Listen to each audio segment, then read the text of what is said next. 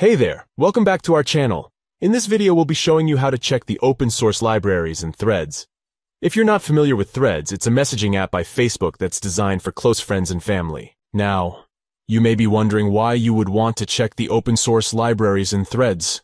Well, if you're a developer or just interested in the technology behind the app, this feature can be really helpful. It allows you to see the different tools and technologies that were used to build the app. So, let's get started. The first step is to open the Threads application on your Android device. If you don't have the app yet, you can download it from the Google Play Store. Once you're in the app, tap on the profile icon in the top left corner of the screen. This will take you to your profile page. Next, tap on the three stacked lines in the top right corner of the screen. This will open up the app's menu.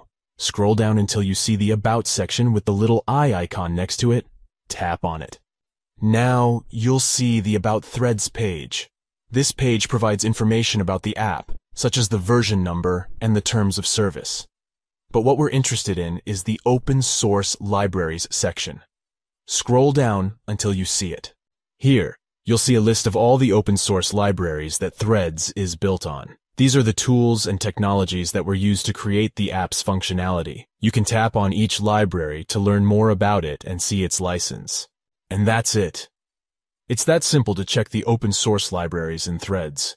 This feature is a great way to get an inside look at the technology behind the app. Whether you're a developer or just curious, it's worth taking a look. Thanks for watching this video. If you found it helpful, please give it a thumbs up and subscribe to our channel for more tech tutorials. If you have any questions or feedback, leave a comment down below. See you in the next one.